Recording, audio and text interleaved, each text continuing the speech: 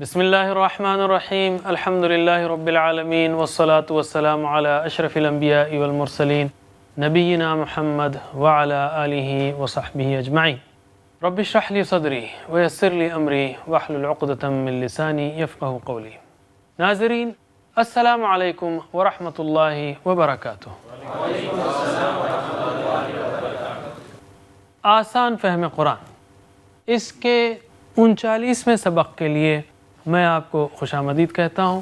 اس میں ہم چند دعائیں سیکھیں گے، ساتھ ہی ساتھ ارادہ اور ارا ان دو افعال کی پریکٹس سیکھیں گے اور کچھ نکات خوف کے یا شوق کے لیں گے۔ تو آئیے پہلی دعا سیکھتے ہیں مریض کے پاس پڑھنے کی۔ مریض کے پاس پڑھنے کی دعا ہے اذہب البأس رب الناس واشفی انت الشافی لا شفاء الا شفاءک شفاء لا یغادر سقما۔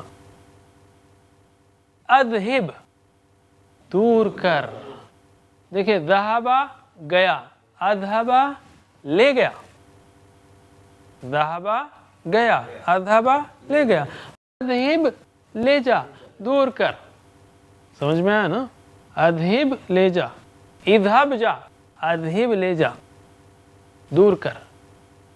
اذہب الباس دور کر تکلیف کو، اذہب دور کر تکلیف کو، دور فرما تکلیف کو، الباس رب الناس انسانوں کے، ترجمہ کیجئے رب الناس واشفی اور شفا دے، انت شافی تو ہی شافی ہے، لا شفاء نہیں کوئی شفا، الا سوا شفاءک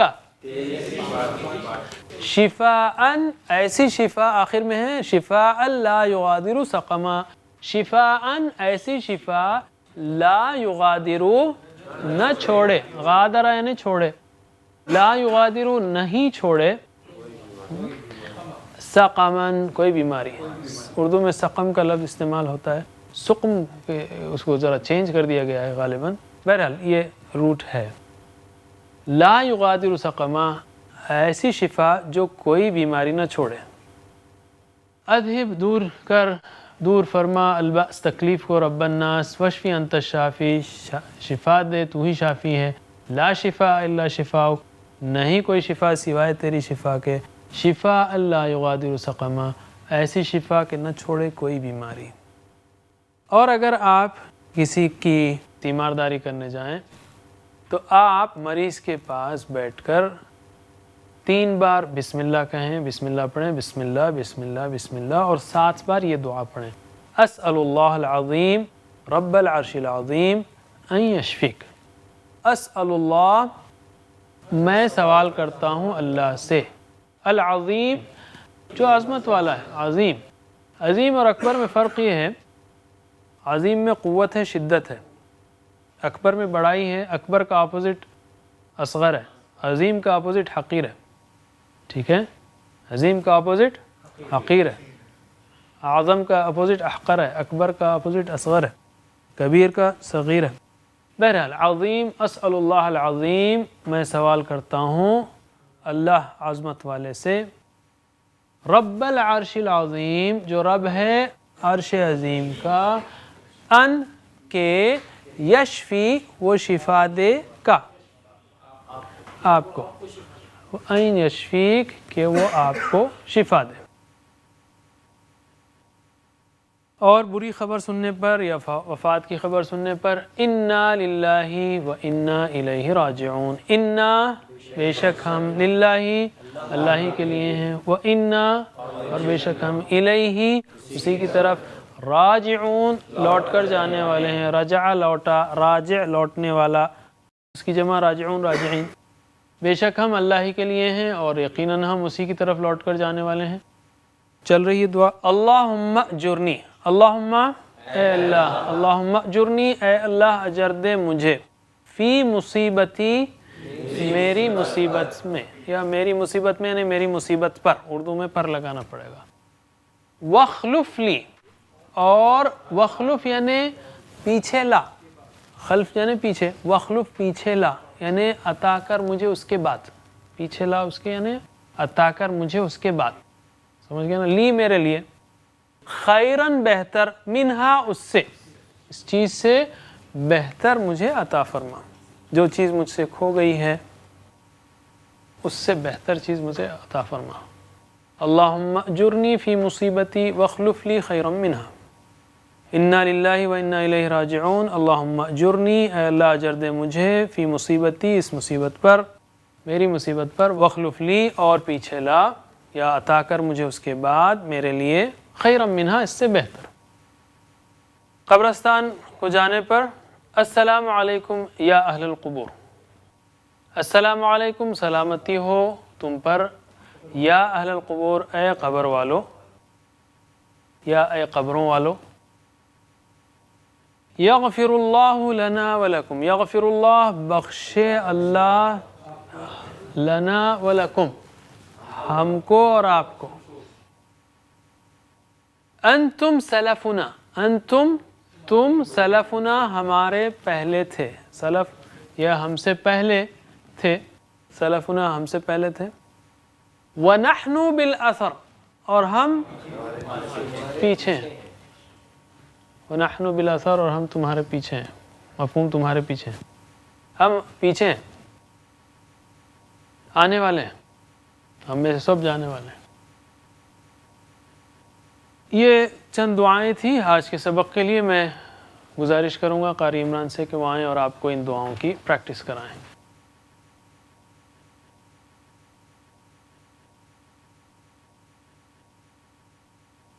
السلام علیکم ورحمۃ اللہ وبرکاتہ۔ اذهب البأس رب الناس، اذهب البأس رب الناس، واشف انت الشافی، واشف انت الشافی، لا شفاء الا شفاؤک، لا شفاء الا شفاؤک، شفاء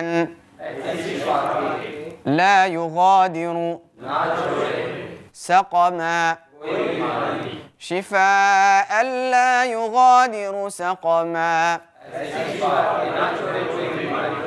بیمار کے پاس پڑھنے کی ایک اور دعا، اسأل اللہ العظیم رب العرش العظیم ان یشفیک، اسأل اللہ العظیم رب العرش العظیم ان یشفیک۔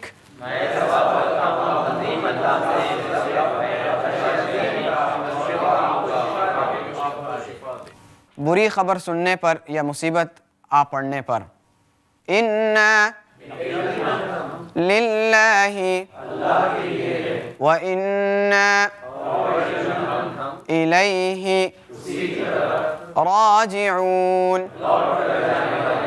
إِنَّا لِلَّهِ وَإِنَّا إِلَيْهِ راجعون۔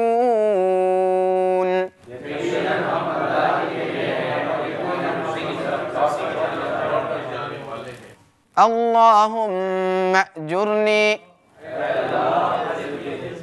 في مصيبتي، اللهم اجرني في مصيبتي واخلف لي خيرا منها، واخلف لي خيرا منها۔ قبرستان کو جانے پر السلام علیکم یا اہل القبور السلام علیکم یا اہل القبور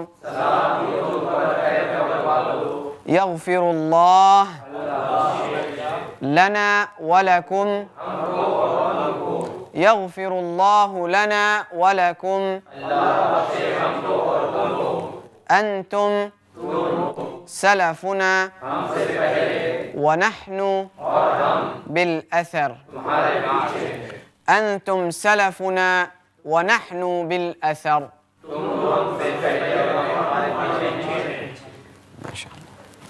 اب ہم آتے ہیں گرامر کی طرف. ہم لوگ مزید فیہ کے ابواب سیکھ رہے تھے، افعال سیکھ رہے تھے. ہم نے بتایا کہ فعل کی بنیادی قسم یا بنیادی جو فعل ہے وہ فعل فعلو ہم نے سیکھا، وہ پہلا ہے، اور اسی کے اندر مختلف نمونے ہیں جیسے نصر، فتح، ضرب، سمع وغیرہ. مزید فی یا اس میں جب 3 حروف سے کوئی حرف بڑھ جائے تو وہ مزید ہو جاتا ہے. مزید فی اس کو کہتے ہیں. مزید فی یعنی اس کے اندر زیادہ، مزید زیادہ فی، اس میں زیادہ کیا گیا اس میں. تو پہلا اسٹائل تھا اس میں فعلا، پہلا فعلا تھا، اور مزید فی کا پہلا یا دوسرا اسٹائل فعلا، عین پہ تشدید آ گئی. اور اس کی مثال کیا تھی؟ سبح. یہ فاعل.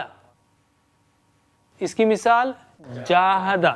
تیسرا افعل، اور اس کی مثال اخرج، اسلم، اشرک، آمن وغیرہ.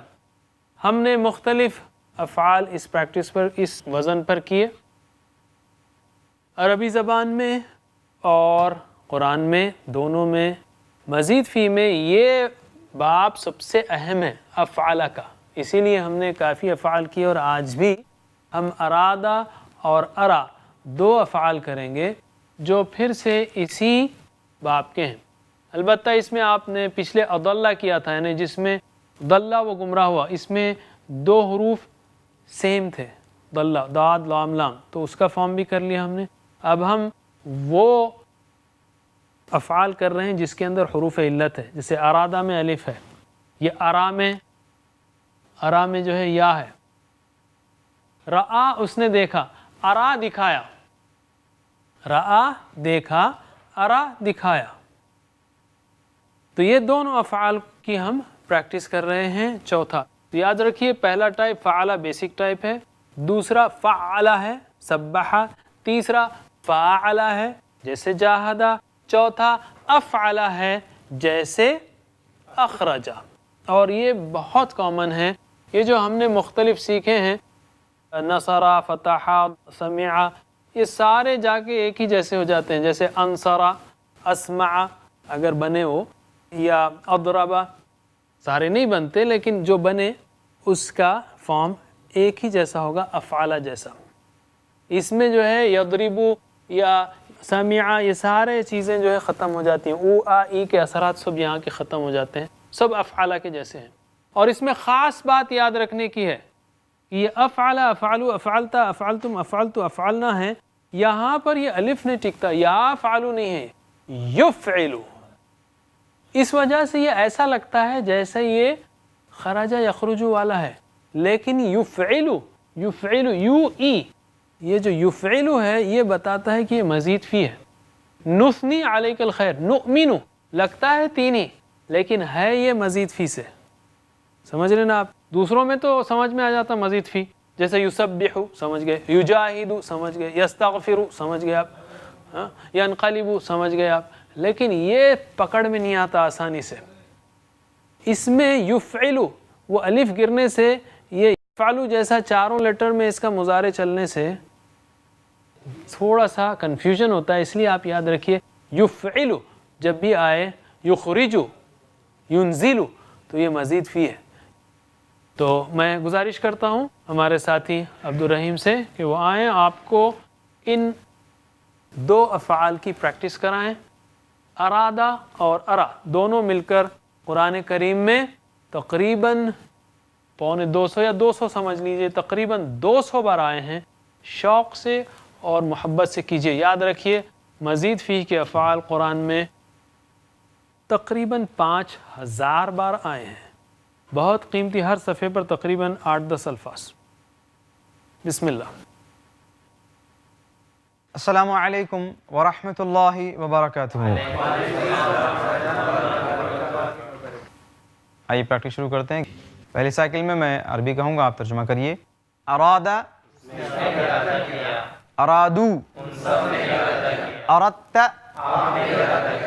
اردتم، اردتو، اردنا، یریدو، یریدون، تریدو، تریدون، اریدو، نریدو، ارد، اریدو، لا ترد، لا تریدو، مرید، مراد، ارادہ،